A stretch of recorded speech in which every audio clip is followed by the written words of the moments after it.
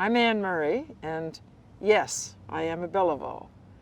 My grandmother was Mary Justine Bellevaux, and her father was Damien Bellevaux, and Damien was born right there where you are in Memramcook, and he actually went to Collège de Saint-Joseph, where he graduated in 1872, after which he moved to Joggins Mines, where he became a very successful merchant and a breeder of thoroughbred horses. So, and wait a minute, Damien was the great-great-grandson of Pierre Bellevaux, or as they like to call him, PIAU, who was the founder of Memramcook. So my brother Bruce and I are the great-great-great-great-great-grandchildren of PIAU. And I just wanted to say that I'm there with you in spirit. Have a wonderful time, and félicitations. Hello everyone, I'm Bruce Murray, and yes, I am a Bellevaux. It grieves me that I'm not there today, but I am dealing with some health issues, which they have a good prognosis, so I'm happy to be here with you on camera. This is a special place where you are, because my mother and I used to come every summer to Memramcook, Bellevaux Village, and Pré-d'Enhaut, and search of PIAU. We visited every grave and every graveyard in the community, both at St. Thomas and the church at Pré-d'Enhaut, and we never found PIAU to this day. And that's over a period of 40 years. Not only that, but we never knew anyone who knew where his grave was. I am still pursuing that, but it's great to be here, and I'm happy that you are in the orchard that PIAU planted 200 years ago. It's a very special place, and to have had it grow to the Bellevaux apple orchards that are famous everywhere is quite amazing. I still have some seeds from Melanson Village. There's an apple orchard there that the Acadians planted in Melanson Village just outside of Annapolis Royal. I went there last summer, and the trees are all still there. They're about 50 feet high, which is quite high for an apple tree, but they were planted 250 years ago. So I'd like to take you back to that time. It was 1606 when PIAU was born, and he was born in Port Royal. The English, of course, were always raiding the French at Port Royal, and the Acadian community was always fighting and fighting and fighting. And the sad story is that PIAU's father, who fought to save his land, was murdered in front of his family. PIAU was only one, but was murdered in front of his family, and it was pretty gruesome. And they were forced to go and live with their grandmother, Marie Dugas Melanson, who was the founder of Melanson Village, with her husband, Charles Melanson. And it was a pretty difficult life, but they made the best of it. And PIAU visited Grand Pré every winter to visit his uncle Pierre Lavadeur, who was the brother of his grandfather, and the founder of Grand Pré. PIAU was very, very intelligent. He spoke both French and English fluently throughout his life. Many of the Acadians were not so pleased with the fact that he did speak English, but of course his grandfather was English, so he learned English and it helped him. So I'm going to read the first reading from the book, PIAU, Journey to the Promised Land. Some of you may have the book. If you don't, it's available at the reunion. These sections I've chosen are written in the first person because I kind of used PIAU's voice and channeled him rather than speak about him in the third person. So it begins as, I am Pierre Bellevaux, but my people call me PIAU. I am in my 100th year. My spirit has embraced this land and its ancestry for nearly a century. Every possible joy and calamity has come upon me because I am Acadian.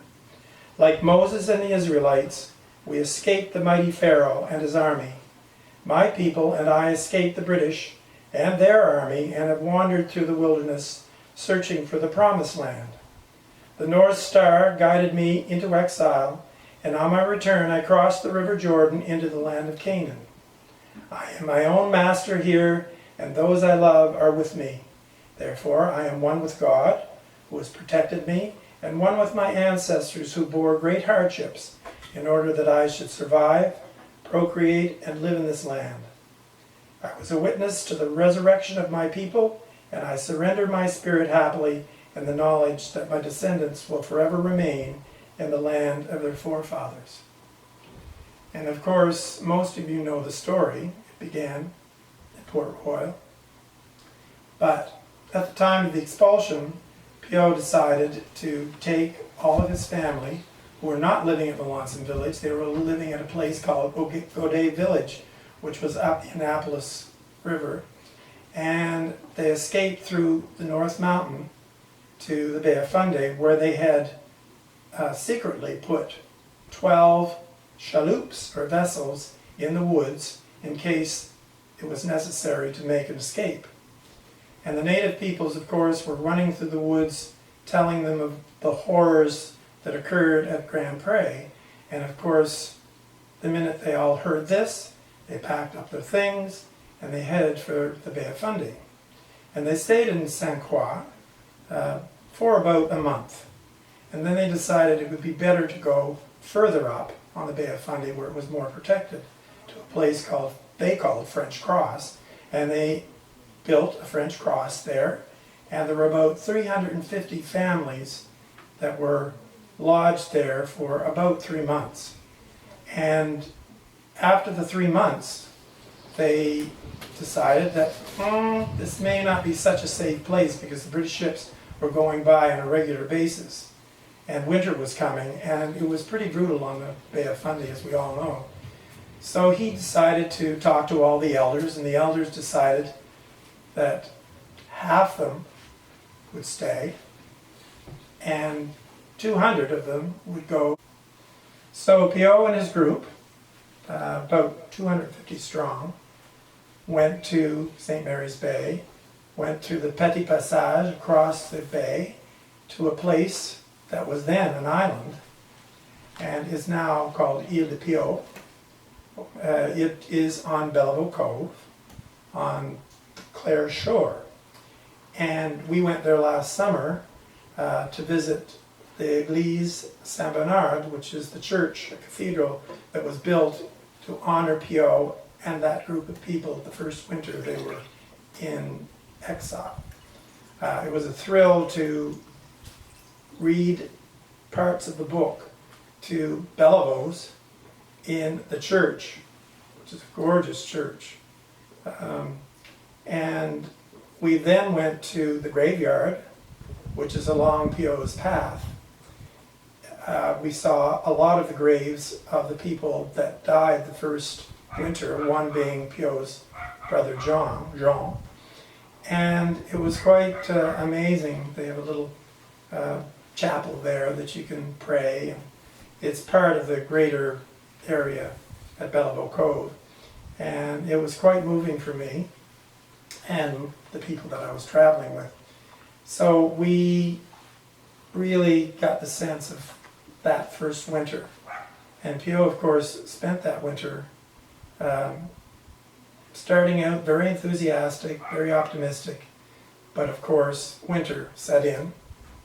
They ran out of musket fuel. They did have guns, but many were pretty much in a starvation state by the time the spring happened. In fact, sometimes the only thing they caught in a day were mayflowers, but they did survive, most of them, and they headed over to the Petitcodiac, and it was really wonderful. They were well fed, and they sailed up the Petitcodiac to Coverdale, but found a refugee camp filled with people that were starving. And the famous tale that is told is PIAU and his nephew Pierre went down the Petitcodiac in a chaloupe looking for a boat, a British ship, that they could seize and get all the goods from. And they did. So I'm going to read that passage, which is pretty famous. Most of you probably already know. It's right here.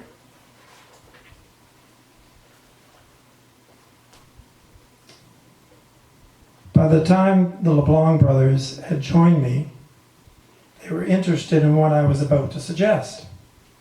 Look at these giants sitting here amongst us. God must have gifted us with the Herculean strength and size for a purpose. I knew I had attention of the entire group. Look outside the group and you become aware that most of them are refugees in the camp and they do not have the energy to carry out any plan of survival. But with these handsome titans and a brilliant plan, anything is possible. What I suggest is we board a fishing vessel and sail down the Petitcodiac to Port Beausejour. It is now in the hands of the British. By the time the LeBlanc brothers had joined us, they were interested in what I was about to suggest. Look at these giants sitting here amongst us. God must have gifted them with Herculean strength and size for a purpose. I knew I had the attention of the entire group. Look outside the group and you become aware that most of the refugees in this camp do not have the energy to carry out any plan of survival. But with these handsome titans and a brilliant plan, anything is possible. What I suggest is we board a fishing vessel and sail down the Petitcodiac to Port Beausejour. It is now in the hands of the British. We have several muskets, but we are out of ammunition and gunpowder. These are essential for us to continue hunting. We have these starving Acadians to feed. On the day of our departure, we added Cyprien Gutreau to our group, for he was a massive man and required at least one other to achieve our objective. It was a fortuitous decision. Indeed, so successful were we that the tale of the exploits has been repeated over and over again through the years, and has made its participants famous to this day. Our story is eclipsed only by the heroism of my brother Charles capturing the HMS Pembroke. There were 2 pistols in Abraham Dugas' trunk. Ammunition and gunpowder were provided by Grand Pierre from the remnants of the arsenal pilfered from the Pembroke. The irony of the situation was not lost on me. Our firearms were reinforced by ammunition stolen from one British ship to assist us in the takeover of another English vessel. Our fishing vessel sailed with the tide down the mighty Petitcodiac. Its passengers were fortified by the belief that we would win the day. We entered Beaubassin early in the morning, and I conjured in my mind Jesus navigating his fishing boat in the stormy Sea of Galilee with his disciples. In our case, we were mastering a different storm. It was not long before we noticed a schooner anchored out in the bay. As we approached the vessel, my nephew Pierre exclaimed, "That is Father's schooner. I would recognize it anywhere. We have arrived here for a purpose. God is guiding us this day." The boat did appear to have Charles' imprint upon it. There was no question I had sailed in this very schooner many times. Now was our chance to recapture it and benefit from its booty.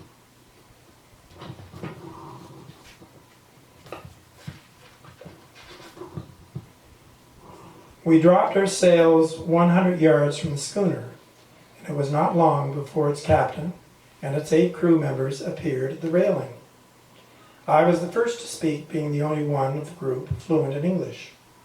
"Good day, Captain. We request permission to come aboard." The captain appeared to be shocked by our sudden arrival, but he smiled broadly, not attempting to disguise his look of good fortune at having its fugitive Acadians in his spider's web.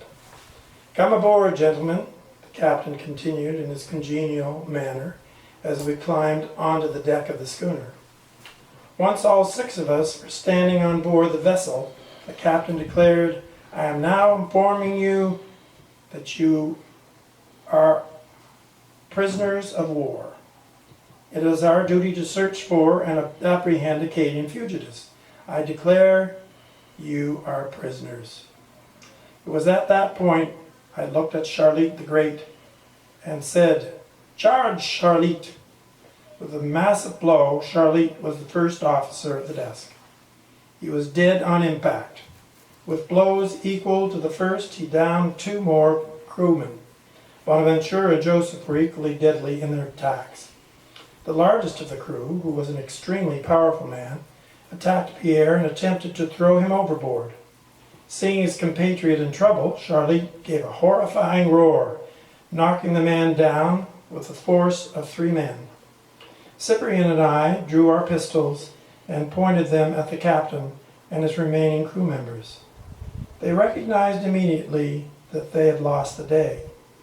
The captain capitulated easily and got down on his knees, begging us to spare him. I had only one thought at that moment, and that was the memory of my heroic father succumbing to the British when I was a year old. I could not remember his brutal murder, but I never forgot the loss. I beg of you, monsieur, see me adrift in a lifeboat, and I promise you I will not pursue you. Really? Captain, I will deliver you the same justice as the English granted my father back in 1707. Ask God to forgive you for your sins. The terrified captain rose and crept backward toward the railing of the schooner. A feeling of overwhelming anger overcame me as I aimed directly at the heart of my enemy and pulled the trigger. The Englishman fell backward over the side of the boat, splashing into the freezing bay. I stood nevertheless, motionless, mindful that justice had been done and that retribution for my father's death had been finally achieved. Cyprian finished off the other crew members with his pistol, and Charlotte and Bonaventure threw their bodies overboard. Had any of the British crew been permitted to live that day, we would have been in serious trouble. We had eliminated the prospect of future regret.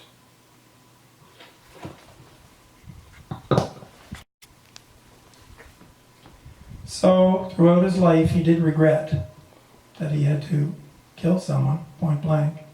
But of course, he had to do that to save his people. And he went back up the Petitcodiac with arms and food and fed the refugees at Coverdale.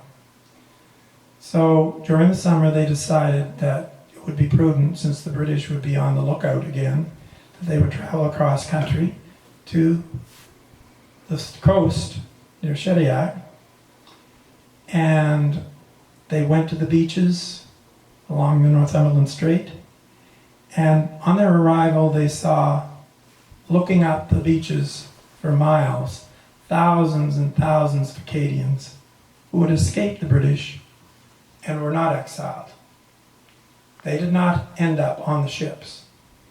So together they journeyed to the Miramichi and spent the next 4 years quite happily away from the British. And they got assistance from, of course, Governor Vaudreuil in Quebec, because France was at war with England. And now the Acadians considered themselves French, and the British were the enemies, which they were. At the end of the war, once Quebec fell, they knew that their fate was sealed. So they voluntarily retraced their tracks down the beaches to Beausejour to take the unthinkable oath of allegiance to George III. They didn't stay there long. They were taken on ships to the Avon River and down the river past Grand Pre to Fort Edward. And they became prisoners of war for the next 3 years. It was not an unhappy life because they were with their families. Occasionally, the men were taken off to Halifax to build the citadel. That was where PIAU met Colonel DeBar, who played a very important part in his life. The most horrifying part of the last summer that they spent in Fort Edward was suddenly the British governor Shirley in Boston decided, you've got to get all the men out of Nova Scotia. And they put them on ships on George's Island. They had to leave their wife and children behind, which is unimaginable. And they set sail for Boston Harbor. They arrived in July, and they were below deck for probably about 6 weeks of hot, sweltering weather. And still, they were never taken to the docks. They just sat there. And PIAU described it as horrific. And that's when he met Beausoleil, who was another freedom fighter of the Acadians. Both Beausoleil and PIAU are the most famous of those freedom fighters. PIAU was into quiet resistance. Beausoleil was a military resistance fighter. But they found a common ground, and in the book you will, I imagined a conversation that PIAU had with Beausoleil. And then suddenly, after 6 weeks, the anchors were lifted and the captain said, we're leaving. And it turned out that the people of Boston refused to take the Acadians. They'd already had enough. And so they shipped them all back to Halifax, which was a blessing for them. And they were reunited with their families at Fort Edward. And that's where Colonel DeBar comes in. He was the architect of the citadel in Halifax. And he was very attached to PIAU because PIAU was a Mason, and he helped build the ramparts at Citadel. So one day, Colonel DeBar arrived after the war had ended and they were free, made a proposition to PIAU and his group to stick around and build a castle for him. And they built Castle Frederick, which took about almost 5 years to build. But they were very well taken care of. They were tenant farmers, and Colonel DeBar was very close to PIAU. And so that took them to about 1768. And then PIAU realized it was time to move on. And so he took his people with the good graces of Colonel DeBar. Colonel DeBar offered a tenancy to all the Acadians who wanted it to go to his lands in Memramcook. And PIAU thought that was a great opportunity. And so he did. And he went on a ship to Fort Beausejour. And I'm going to read a passage about their trip across the Tintamarre Marshes to the Promised Land. So when they arrived in Beausejour, they began their journey across the Tintamarre Marshes, and this is the account. We Acadians were energized by the prospect of reaching the Memramcook River by sundown. With each step we took on our day's journey, we felt the cool breeze of freedom penetrating our bodies and filling our spirits with sublime expectation. This was a day I'd longed for my entire life. No British authority watching my every move, an independence that was never afforded us because we were Acadian, and a homeland that only we were responsible for.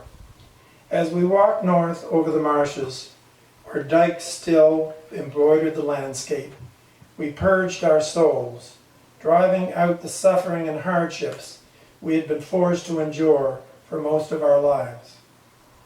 Native people met us along the way and welcomed us to the land of their fathers, the Micmac and the Malecite. We shared our food with them and requested they accompany us on our journey.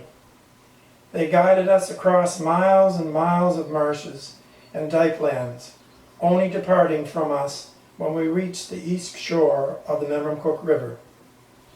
There my people stood fixed on the spot, visualizing what their lives would be like once they had crossed the river. I could imagine how joyful Moses must have been when he first caught sight of the River Jordan. God, however, was affording me something that Moses did not experience. I would cross the Jordan to the Promised Land with my people and would be permitted to settle there until the end of my days. On the eve of our deliverance, we built huge bonfires that lit the sky with flames and sparks that seemed to reach the stars. We sang the ancient songs and we played music for our dancing. Even the elders joined in. Looking around, I saw a sea of young faces filled with hope. It was their time to begin a new life, nurture their children, and create a bright future for their descendants. Tomorrow would be the dawning of a new day, une belle époque. When the sun rose on the following day, we gathered to pray by the river. I recounted the story of the children of Israel and entering the land of Canaan by crossing the River Jordan. They cheered when I declared that, unlike Moses, I was being allowed by the Lord to enter the Promised Land with my family and friends.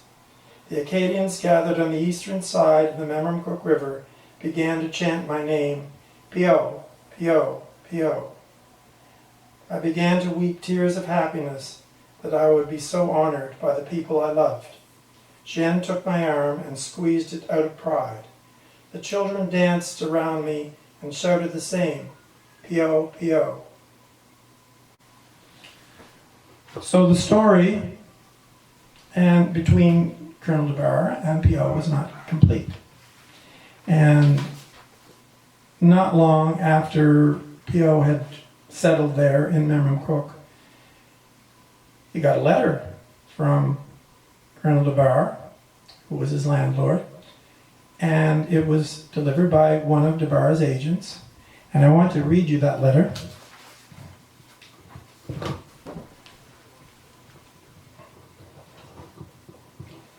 My dear PIAU, I have missed your company these past years since we departed Castle Frederick.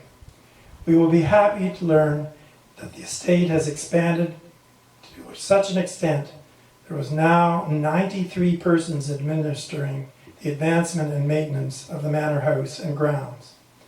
Mistress Mary has borne me several children since you left, and they are thriving. I have finally completed my mapping expeditions and have drafted a book of comprehensive maps of the eastern colonies of Canada. You would be astonished at their accuracy. I must return to England to present my book, Atlantis Neptune, to the Admiralty and the Board of Trade at Westminster.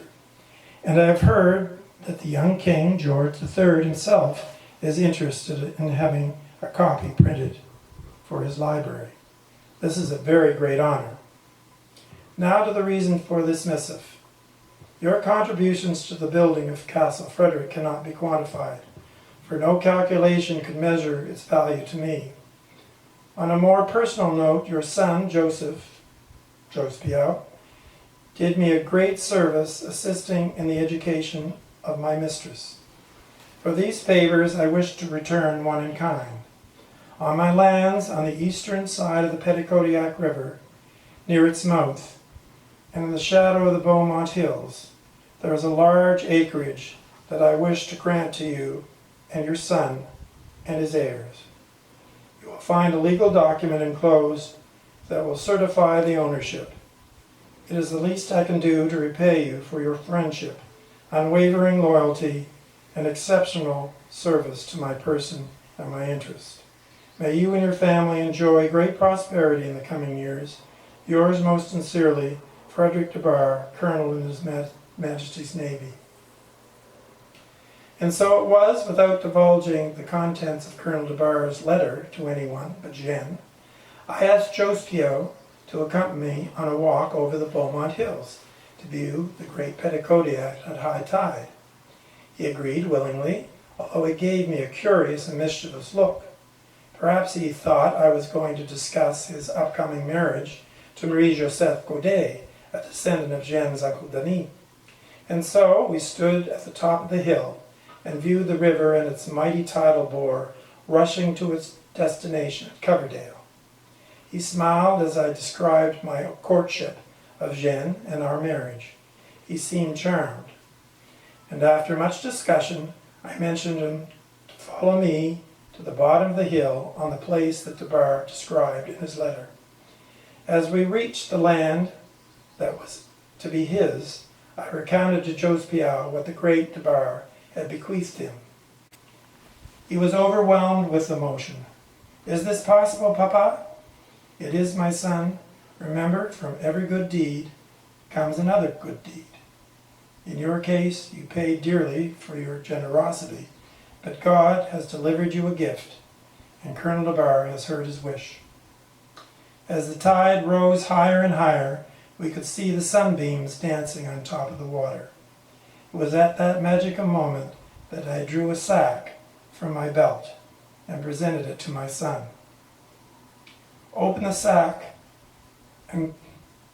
Sorry, I'm getting choked up, sorry. I always get choked up at this part. "Open the sack and pour the contents into your hand." Jos PIAU gave me a broad smile and did as I asked. "What are these, Papa?" "What do you think they are?" "They are apple seeds, Papa." "The sack is filled with them. What does this mean?" "Many years ago, when you were only 4 years old, I collected these seeds from the apples growing in the orchard in Melanson village. My ancestors planted those trees when they arrived in Acadia.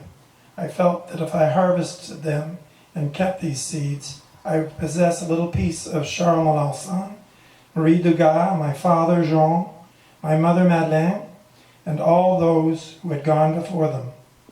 By planting these seeds here on your new land, you honor your ancestors and me." Tears appeared in our eyes and we embraced.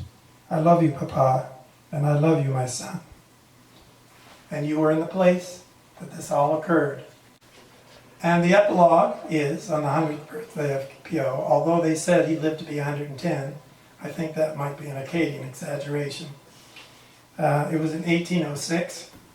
PIAU is celebrating his 100th birthday with all of his children and grandchildren at Belleville Village in the orchards, where you are at this moment. Here I am in my son's apple orchard, overlooking the mighty Petitcodiac River, comfortable beneath the blossoms in the birch that surrounded my descendants, who would gather to celebrate my 100 years of life. My son is now the patriarch of Belleville Village, and I am my people's living ancestor. Soon I will join the ancient Acadians, the pantheon of those who, by the grace of God, created Acadia at great cost to themselves, so we could live here in peace. The new generation does not remember the deportation, but the elders will never allow them to forget the sacrifices of those who have gone before. I longingly look out at the Bay of Fundy, imagining a return to Melanson village, wondering whether someone has resurrected my homeland from the ashes of time. It is now time to close my eyes and sleep. Perhaps I will have visitors.